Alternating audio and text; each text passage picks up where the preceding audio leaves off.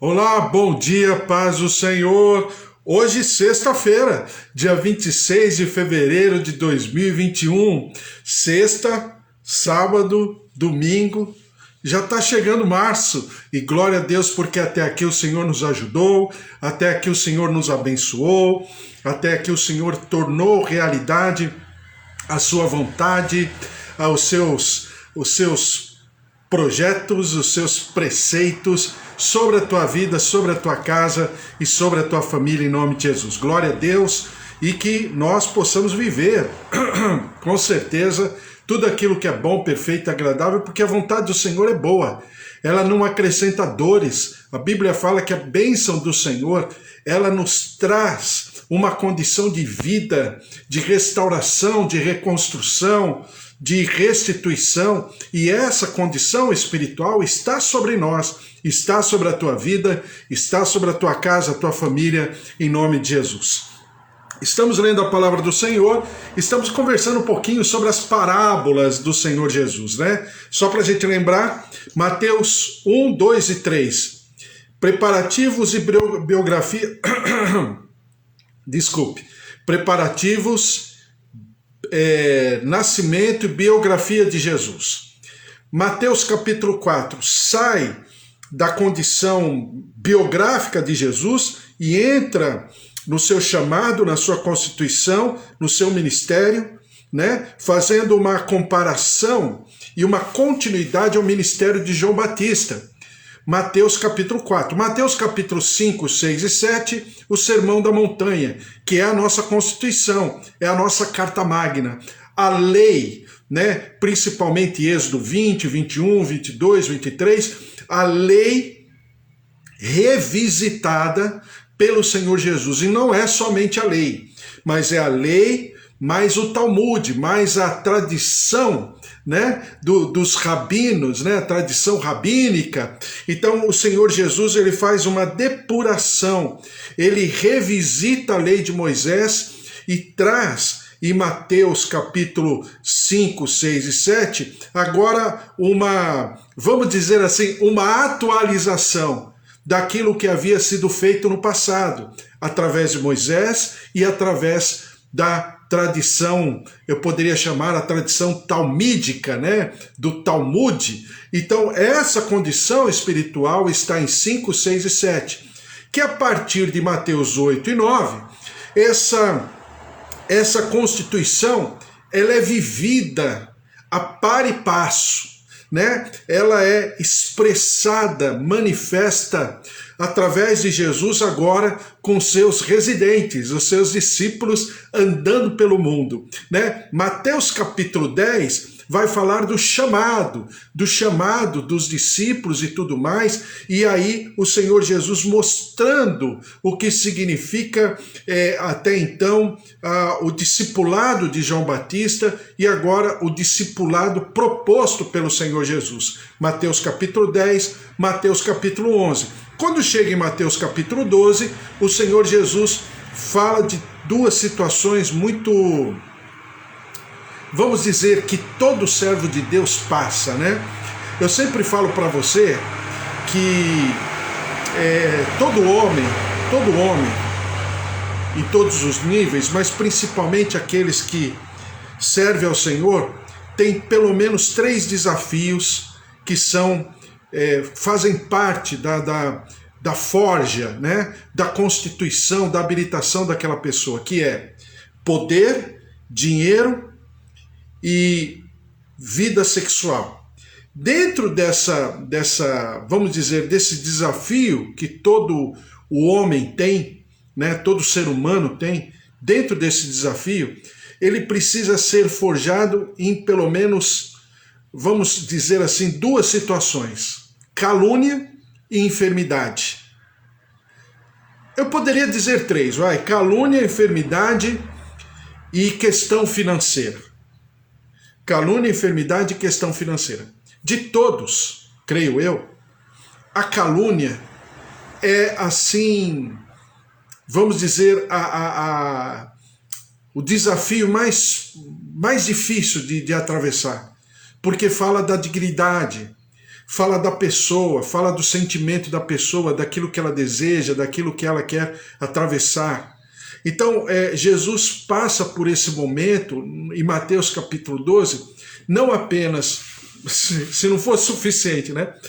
Porque os fariseus, os religiosos estão atravessando uma linha muito perigosa, né? Que é a linha da blasfêmia contra o Espírito Santo, ou seja, é o pecado sem perdão. Como diz lá em 1 João, é o pecado de morte. Por quê? Porque a palavra do Senhor diz de que Jesus está ensinando e alertando, exortando, chamando a atenção dos religiosos que eles estão assim por atravessar uma linha muito tênue, para que desavisados, né, poderiam pecar, poderiam blasfemar contra o Espírito e nem saber. Então Jesus deixa isso muito bem claro, né? Por quê? Porque eles falavam que Jesus não apenas fazia, mas fazia por obra, por inspiração do chefe dos demônios, falando que ele estava possuído do chefe dos demônios, né? Então, não era apenas desprezar a obra do Espírito Santo através de Jesus Cristo, era colocar um peso muito acima, né? E aí vem a questão da família, porque a própria família não acreditava em Jesus. A própria família queria interditar Jesus. Bom, agora vamos para as parábolas, porque quando Jesus está nesse momento crítico, nesse momento assim, desculpe falar assim, mas aos olhos humanos, um momento desolador, pessoalmente falando, poxa, minha própria família, né? E aí Jesus já está há praticamente 1 ano do seu ministério, ele já começa a falar com seus discípulos e com o público por parábolas, porque ele diz o seguinte, vão ouvir, mas não vão ouvir, né? Vão olhar, mas não vão olhar. Ou seja, haverá uma aferição daquela palavra agora proposta pelo Senhor através de parábolas, porque a parábola, se de um lado é fácil ouvir, é fácil entender, é fácil até assimilar o que aquela parábola está dizendo, do outro lado, aquela parábola está provocando nos seus ouvintes um desejo ou de ouvir, ou de buscar ouvir a palavra do Senhor, ou não. Mas a partir daquele momento, o Senhor Jesus não falaria mais se não fosse através de parábolas. E ele começa com a parábola do semeador, que é na parábola do semeador, eu sempre chamo a mãe das outras parábolas, porque quem não entender a parábola do semeador não vai entender as outras 42 parábolas da palavra do Senhor. Da palavra do Senhor que eu digo no Novo Testamento. Por quê? Porque existe realmente um entendimento a respeito que só o Espírito Santo pode exortar, ensinar, consolar, mas também é só o Espírito Santo que pode trazer a revelação plena daquilo que o Senhor está falando conosco, daquilo que o Senhor estava falando com aquela geração, mas aquilo que o Senhor está falando conosco também. Então passa pela parábola do semeador, depois vai para a parábola do joio e do trigo, que a gente já conversou, né? Essas duas parábolas fazendo uma comparação de quem recebe a palavra, né? De qual o ânimo, qual a disposição daquele coração, e a Bíblia aqui está chamando de campo, né? Qual é a qualidade dessa terra? Qual é a característica dessa terra? A Bíblia chama de boa terra. Então, qual é a saúde dessa terra em receber aquela semente? E a Bíblia chama de boa semente, porque é a palavra do Senhor. E a palavra do Senhor nos compara a ou trigo ou joio, né? O trigo e o joio precisam crescer juntos, porque a gente combinou e falou, né, a respeito de que o joio é aquele que ainda não tem todo o discernimento, mas deseja ter, ou o joio é aquele que, entendendo, não se propõe a viver ou não se propõe a colocar-se de maneira a que aquela palavra possa transformá-lo, né? Então você tem dois tipos, e eu falava agora há pouco, né, com a Tati, né, sobre um texto maravilhoso de Provérbios 26, versículo 4 e 5, que diz assim, no primeiro versículo, né, tem que falar, né, não fale ao insensato com a mesma insensatez, não responda. E no versículo 5 fala assim, responda ao insensato, né, mas não com a mesma insensatez. Aí ela pergunta, tenho que responder ou não tenho que responder? No versículo 4 fala para eu não responder ao tolo. E no versículo 5 fala para responder ao tolo.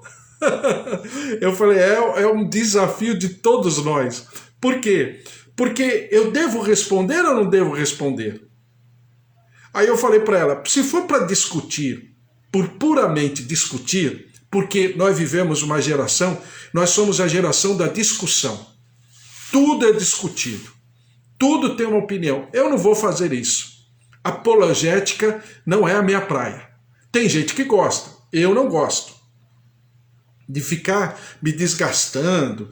Ah, porque Jesus falou isso, porque Deus falou aquilo. Mas fulano de tal fez isso, fulano de tal fez aquilo. Veja como ele pregou, veja como ele faz. Não entre comigo nessa empreitada, porque não vai ter de mim audiência, porque eu não gosto. Segundo, tem aquele tolo que é tolo, vamos dizer assim, mas é um tolo sincero, ele quer saber, ele quer aprender, né? É um outro tipo. Então, para esse insensato, que a Bíblia coloca como tolo ou insensato, eu vou responder. Por quê? Porque há um desejo, né? Há uma vontade. Então esse é o joio que vai se transformar em trigo. É diferente do primeiro joio. Para que não haja uma injustiça, né? E aqui os trabalhadores do Senhor da terra querem logo arrancar, e aí Jesus fala assim, não arranque, porque nessa de vocês arrancarem o joio, vocês vão arrancar também o trigo. Não apenas porque na operação, né, do trabalho vai puxar um e vai trazer o outro, mas também porque eu vou puxar um, mas ele vai ser o outro. Ele será joio que vai se transformar em trigo, e isso só o Senhor pode julgar, pode aferir de maneira perfeita, plena e eterna, porque só Ele é o supremo juiz, né? Ele é o juiz que julga não conforme a ele, mas conforme a palavra de Deus, e só Ele tem essa perfeição. E agora, falando sobre a parábola do grão de mostarda e também da parábola do fermento, que a gente começou a falar. Então, a parábola do grão de mostarda fala de uma sementezinha. Naquela região é a menor semente. A mostarda é uma hortaliça, não é uma árvore. Mas a Bíblia e o Senhor Jesus a chama de árvore. Por quê? Porque cresce pequenininha, uma hortaliça, muito pequena, e se transforma numa hortaliça tamanho gigante. Por quê? Ela se transforma numa árvore, e muitas dessas mostardas, quando na fase adulta, chega a 4 metros de altura. E é uma árvore frondosa, né, com a sua copa de um diâmetro muito grande, com muitos pássaros, muitos ninhos. E o fermento, aqui o fermento de Deus é diferente dos outros fermentos, né? Mas a palavra aqui fala do fermento de Deus, ou seja, o fermento colocado na massa. E Jesus separa em 3 partes, né? E aí eu vou explicar o que significa essas 3 partes, tá bom? Então vamos lá. Diz assim, outra parábola lhes propôs, dizendo, o reino dos céus é semelhante a um grão de mostarda, que o homem tomou e plantou no seu campo, o qual é, na verdade, a menor de todas as sementes, e crescida é maior do que as hortaliças, e se faz árvore, de modo que as aves do céu vêm aninhar-se nos seus ramos. Aqui o Senhor Jesus está fazendo alusão ao sonho de Nabucodonosor, lá em Daniel capítulo 4, né? Que fala dos reinos. O primeiro reino é o reino babilônico, O segundo reino é o reino medo-persa. O terceiro reino é o reino grego, greco-macedônio. E o quarto reino é o reino romano. Então, cada reino tem as suas características, né? O reino babilônico é o reino da soberania, do ouro, do poder, né? O reino medo-persa é o reino da guerra, da crueldade na guerra, da capacidade belicosa, né? Militar, acima, né? Do bom senso humano. O reino grego é o reino que não toma somente pela capacidade bélica, né? Mas toma pela capacidade mental, cultural, porque é o reino que distribui a sua cultura por todo o mundo conhecido da época. E o quarto reino, que é o reino romano, ele trabalha como se fosse a junção de todos os reinos, né? A soberba do babilônico, a capacidade bélica do reino medo-persa e também vamos dizer assim, a capacidade de convencer mentalmente. Por quê? Porque ele com o poder da religião. E juntado essas três características do reino, dos três anteriores reinos, mais a religião, aí fica praticamente, entre aspas, aos olhos humanos, praticamente um reino imbatível, né? Que é o quarto reino.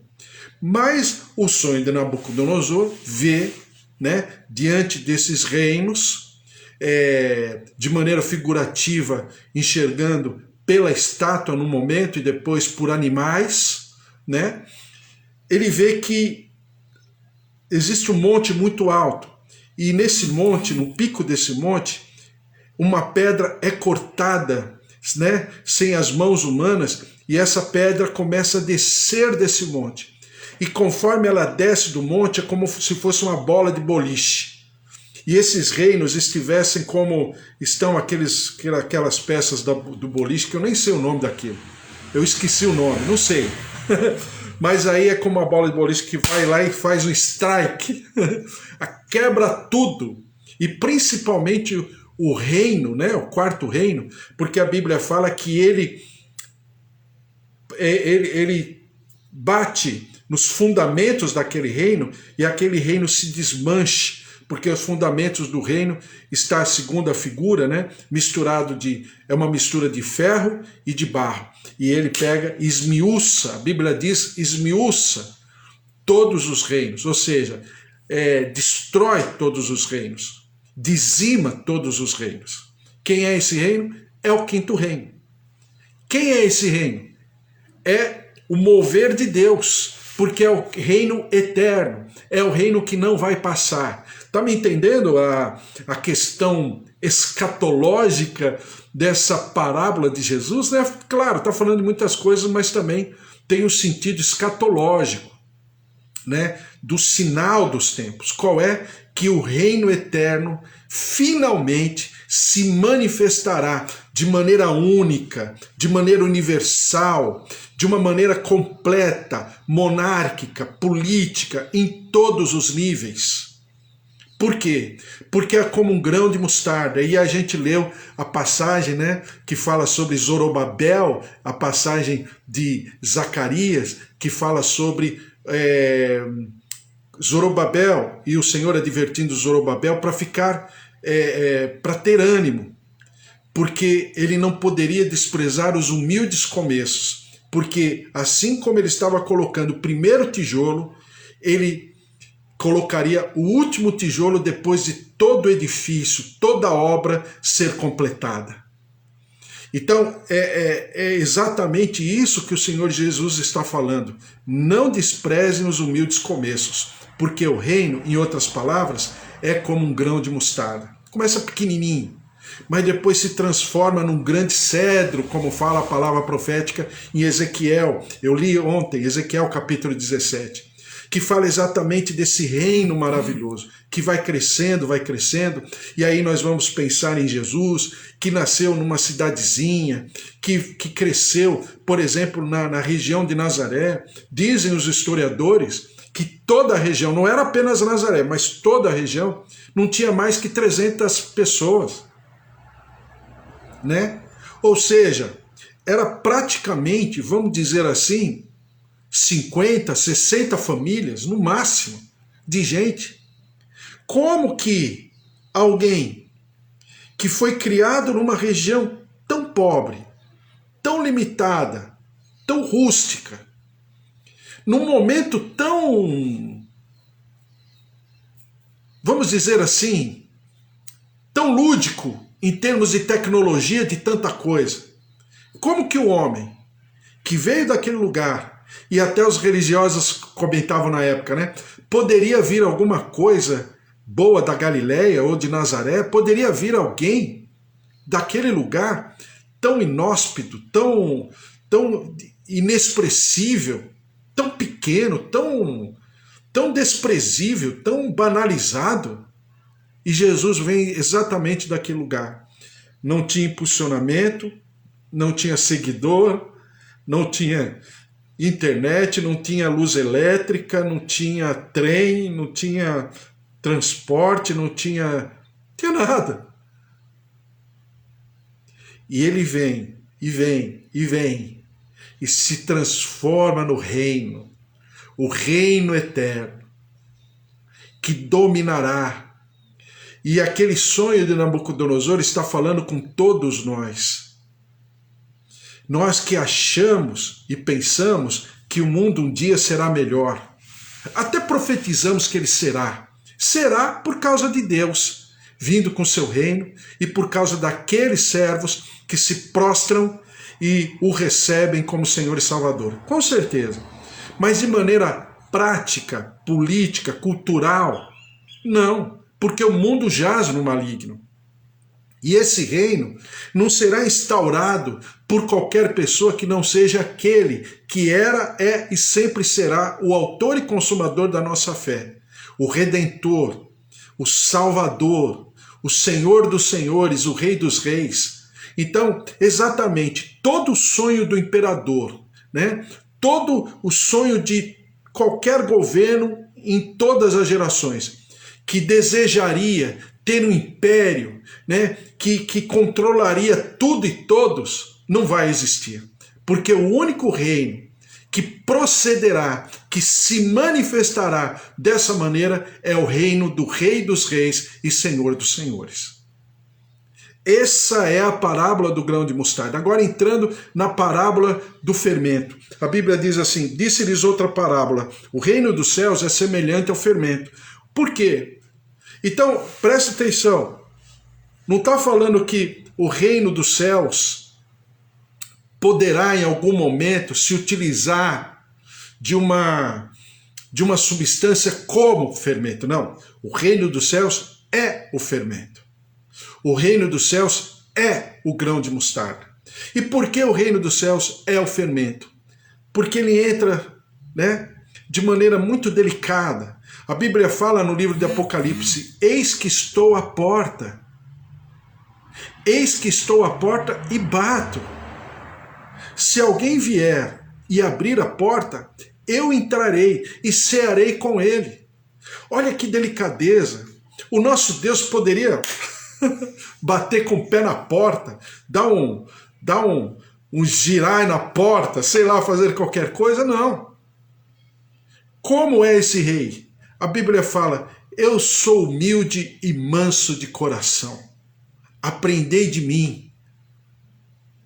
Então é esse Jesus, cavalheiro, educado, carinhoso, cordato, abençoador, bondoso, maravilhoso, né? O príncipe da paz. E o governo está sobre os seus ombros. Esse reino, ele vem e porque ele é o próprio fermento, ele vai fazer a massa crescer. E por que 3 porções de massa? porque é o homem na sua integralidade, é o homem integralmente, no seu corpo, no seu espírito e também como alma vivente. Ou seja, agindo em todas as áreas da vida do ser humano. E de repente esse reino faz crescer. A partir e por causa da pessoa, individualmente falando, e crescendo, e crescendo, e crescendo, e vai tomando corpo, e vai contagiando a outros, e esse fermento leveda toda a massa. Ou seja, não tem A ou B, não tem algo que é de Deus e algo que não é de Deus, porque tudo concorrerá para o bem daqueles que amam ao Senhor.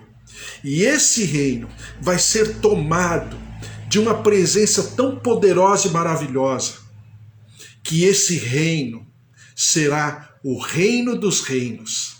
Não haverá outro, senão esse reino.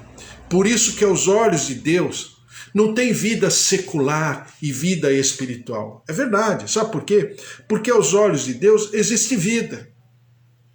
E porque nós, como servos de Deus, precisamos viver uma vida, e eu conversava com a Tati hoje, né, sobre isso, então nós precisamos ter uma vida que essa palavra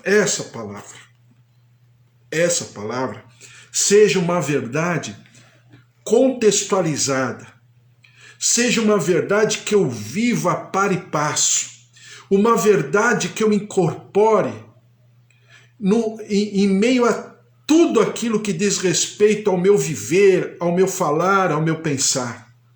É um grande desafio. Porque o mundo, né, a gente falava na parábola agora há pouco da mostarda, o mundo jaz no maligno.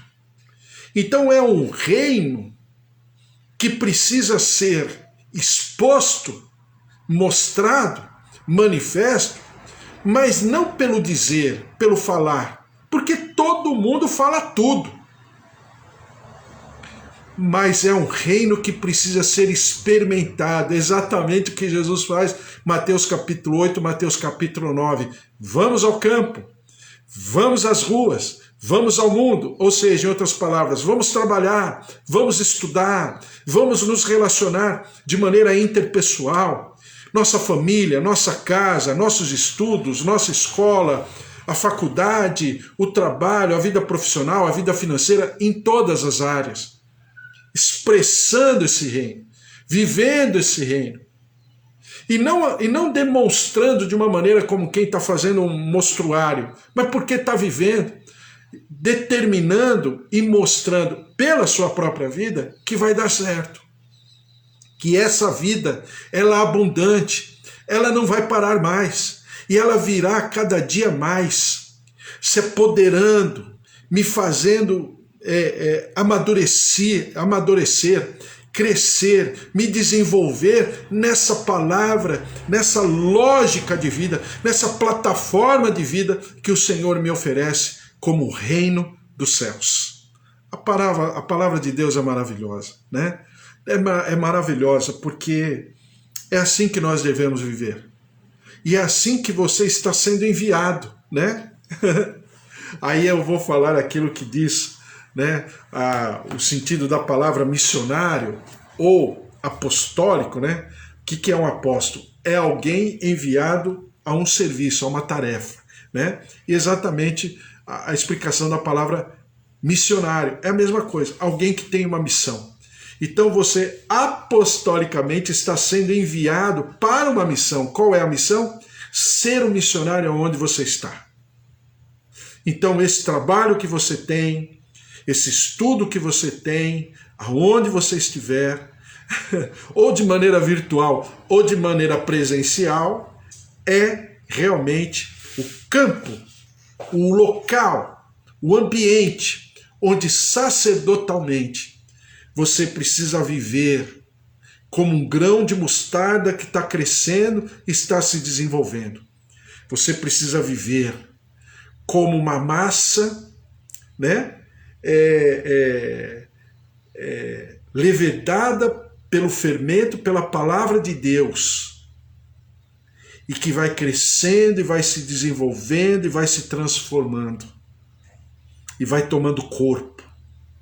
E essa vida abundante será tão preciosa que aonde você estiver, você realmente fará a diferença em nome de Jesus. Vamos orar? Vamos colocar tudo diante do altar do Senhor? Nossa casa, nossa vida, nossa família. Eva que está aqui, bom dia Eva, bom dia Carlos, Débora, Cris, Danielzinho, Raquel, Fábio, bom dia a todos em nome de Jesus. Bom dia Cida, filhos, Nora, bom dia Magda, Valtir, Kátia, Raquel, Josué, Joel, bom dia em nome de Jesus. Fábio, Márcia, a presença e o poder de Deus, Dona Ifigênia, seu Augusto, Luiz Henrique, todos os familiares, João, Roseli, Ângela, o Senhor te abençoe em nome de Jesus. Estamos orando pela família, em nome de Jesus também. Bispo Antônio, Suzy, Priscila, o Senhor se derrame sobre a tua vida. Minha tia Rosária, minha tia Alzira, o Senhor esteja sobre vocês. Meus tios, meus primos, filhos, netos, sobrinhos, a presença, o poder de Deus, o mover do Senhor, genros, noras, a glória, a presença, o poder, o mover do Senhor. Meus pais, meus tios, como eu já falei, seu João, Dona Dária, Dona Nadir, seu Toninho, derrama-te, Senhor, sobre cada família, cada lar aqui representado. Eu também estou orando pela Graça Carvalho, sua casa, sua família, seus queridos, também pela Solange. Solange, o Senhor esteja sobre a tua vida, filhos, netos, a glória, a presença do Senhor. E também, como eu estava falando agora há pouco, a Tati, o Júnior, a Gabi, o Senhor esteja sobre a tua vida, também sobre os nossos familiares, como a Eva tem pedido aqui, né? Eva, a gente está orando pela Fernanda, pela Ruth, pelo Marcel, pelo Márcio, pela Mariana, né? Estamos colocando diante do Senhor, todos em nome de Jesus, também orando, né, pela família da Eva e orando pelas nossas famílias, tá? Cada dia que passa, um de nós ouvimos, olha, fulano deu positivo na Covid-19, né? Eu aqui também, a Cláudia, o meu cunhado Gerson, né? Talvez a minha cunhada Mônica, todos aqueles que estão ao nosso redor estão passando por esse momento. Lembre-se que eu sempre falo para você, ainda que o Senhor não nos livre da realidade, mas se essa realidade estiver nas nossas vidas, é porque Ele vai passar conosco na realidade. O Senhor não se afasta de nós, né? Como dizia uma música muito antiga de um grande poeta, musicista que já está na glória do Senhor, que Sérgio Pimenta, ele dizia o seguinte nos seus versos: quando se está só, está porque deseja, porque Ele com certeza não foge de ninguém. Ele está sempre perto, amigo, braço aberto. Convida a estar com Ele, para nunca mais estar só. É um poema maravilhoso, né? É um poema de um rapaz chamado Sérgio Pimenta, está na glória do Senhor há muitos anos, mas ele trouxe esse verso de uma maneira tão carinhosa. É exatamente isso. Ele nos convida a estar com Ele. Ele não nos permite estar só, mesmo diante de situações como essa. Então vamos orar? Colocar diante do Senhor nossa casa, nossa família, nossos queridos, em nome de Jesus. Vamos orar? Em nome de Jesus. Senhor, nosso Deus, nosso Pai, nós colocamos os teus servos, como eu estou orando por todos aqui, pela Graça Carvalho, pela Solange, pela família da Tati, também todos os nossos familiares, queridos, cada lar, cada componente das nossas famílias, os lares aos quais nós representamos, nós colocamos diante do Senhor. Derrama-te com a tua graça, derrama-te com o teu poder, com a tua plenitude de vida, de saúde. tocando, restaurando, renovando, restituindo, reconstruindo. Senhor, derrama-te sobre o nosso corpo, nervos, tendões, coração, artérias, veias, circulação sanguínea, purificação do sangue. Ó Senhor, nós te clamamos pelas plaquetas, pelas taxas. Traz o equilíbrio que vem da tua presença, do teu poder, e nós daremos sempre toda a honra e toda a glória. Toca no coração, toca nos pulmões, toca, Senhor, nas vias aéreas, vias respiratórias. Nós repreendemos essa virose e declaramos o mover da vida.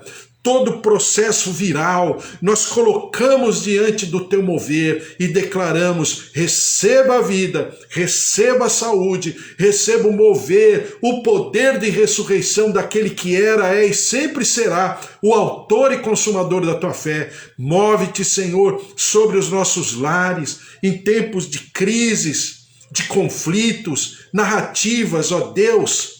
Em tempo de tantas opiniões, que a tua verdade, a tua palavra se mova em nosso favor e possa nos preencher, possa nos curar, nos limpar, nos purificar, fazendo com que nós estejamos saudáveis organicamente, fisicamente, mas também no nosso emocional, na nossa mente, curando, visitando, fortalecendo, tonificando, e nós daremos sempre todo louvor, toda honra e toda glória. Senhor, nós te clamamos em nome de Jesus, pelo nosso país.